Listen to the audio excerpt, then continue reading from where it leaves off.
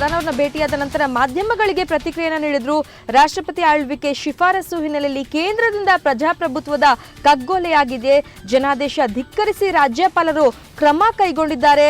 ಹಾಗೆಯೇ ಬಿಜೆಪಿ ಶಾಸಕರಿಗೆ ರಾಜ್ಯಪಾಲರು ಅಪಮಾನ ಮಾಡಿದ್ದಾರೆ.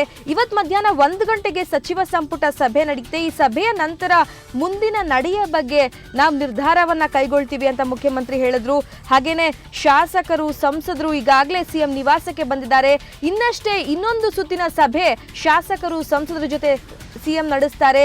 ರಾಜ್ಯದಲ್ಲಿ ಕಾಂಗ್ರೆಸ್ ಧೂಳಿಪಟವಾಗುತ್ತೆ ಅಂತ ತಮ್ಮ ವಿಶ್ವಾಸ ಕೂಡ ಇದೇ ಸಂದರ್ಭದಲ್ಲಿ ಸಿಎಂ ವ್ಯಕ್ತಪಡಿಸಿದ್ರು. ಸರ್ಕಾರ ಇನ್ನು 2 ವರ್ಷ ನಮ್ಮ ಬಿಜೆಪಿ ಸರ್ಕಾರ ನಡೆಯುತ್ತೆ ಕರ್ನಾಟಕದಲ್ಲಿ ಅಂತ ಕೂಡ ತಮ್ಮ ಆತ್ಮವಿಶ್ವಾಸವನ್ನ ಮಾಧ್ಯಮದವರೊಂದಿಗೆ ಹಂಚಿಕೊಂಡ್ರು. ಈ ಬಗ್ಗೆ ಮತ್ತಷ್ಟು ಮಾಹಿತಿಯನ್ನ ಪಡೆಯೋಣ. ನಮ್ಮ ಪ್ರತಿನಿಧಿ ವೀರೇಂದ್ರ ಒಪ್ಪಂದ ನೇರ ಸಂಪರ್ಕದಲ್ಲಿದ್ದಾರೆ. ವೀರೇಂದ್ರ, ಈಗ ಸಿಎಂ ತಮ್ಮ ನಿವಾಸಕ್ಕೆ ವಾಪಸ್ ಆಗಿದ್ದಾರೆ. ಯಾರೆಲ್ಲರೂ ಮುಖಂಡರು ಈಗ ಮತ್ತೆ ಬರ್ತಾ ಇದ್ದಾರೆ ಸಿಎಂ ನಿವಾಸಕ್ಕೆ. ಈ ಸಭೆ ಶಾಸಕರು ಸಂಸದರು ಸಾಕಷ್ಟು ಹಿರಿಯ ಮುಖಂಡರ ಜೊತೆ ಸಿಎಂ ಸುಮಾರು ಎಷ್ಟು ಗಂಟೆಗೆ ತಮ್ಮ ಸಭೆಯನ್ನ ಶುರು ಮಾಡ್ತಾರೆ?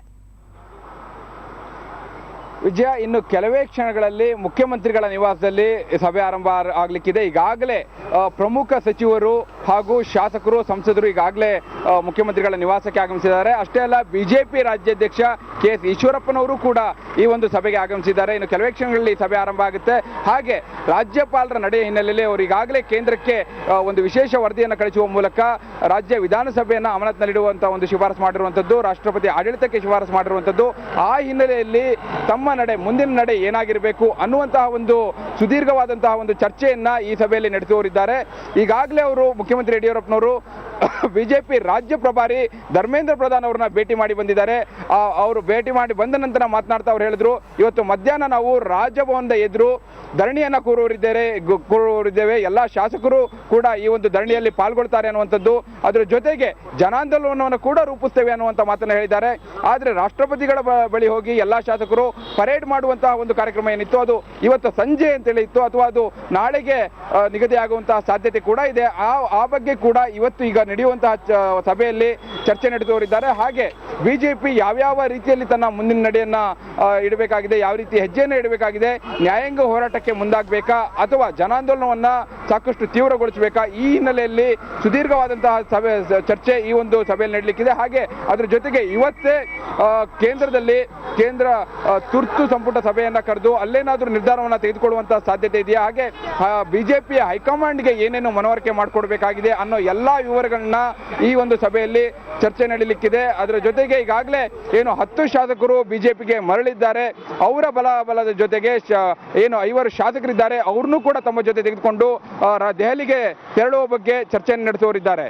ವಿಜಯ, ಓಕೆ, ಇವಾಗ ಬಿಜೆಪಿಯ ಮುಂದಿನ ನಡೆ ಏನಾಗಿರುತ್ತೆ ವೀರೇಂದ್ರ? ಅವ್ರ ಮುಂದೆ ಇರೋ ರೂಪುರೇಷೆಗಳೇನು, ಅವ್ರು ಏನು ಮುಂದಿನ ಹೆಜ್ಜೆ ಇಡೋ ನಿರೀಕ್ಷೆನ ನಾವು ಮಾಡಬಹುದು ಅಂತ? ಸಹಜವಾಗಿ ವಿಜಯ, ಏನಂದ್ರೆ 3 ಹಂತದಲ್ಲಿ ಹೋರಾಟಕ್ಕೆ ಮುಂದಾಗುವಂತಹ ಸಾಧ್ಯತೆ ಇದೆ.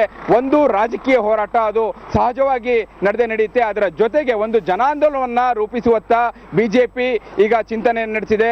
ರಾಜ್ಯಾದ್ಯಂತ ಒಂದು ಜನಾಂದೋಲನವನ್ನು ರೂಪಿಸಿ ರಾಜ್ಯಪಾಲರ ನಡೆಯ ವಿರುದ್ಧ, ಅಂದ್ರೆ ರಾಜ್ಯಪಾಲರು ಈ ಹಿಂದೆ ಕೂಡ ರಾಷ್ಟ್ರಪತಿ ಆಡಳಿತಕ್ಕೆ ಶಿಫಾರಸು ಮಾಡಿದ್ರು, ಅದಕ್ಕೆ ಕೇಂದ್ರದಿಂದ ಅನುಮತಿ ಸಿಕ್ಕಿರಲಿಲ್ಲ. ಈಗ ಮತ್ತೊಮ್ಮೆ ಅಂತದ್ದೊಂದು ಸಾಹಸಕ್ಕೆ ಕೈ ಹಾಕಿರೋದು ನಿಜಕ್ಕೂ ಕೂಡ ಇದೊಂದು ರಾಜಕೀಯ ಸಾಹಸ ಅಂತೇಳಿ ವಿಶ್ಲೇಷಣೆ ಮಾಡಲಾಗ್ತಿದೆ.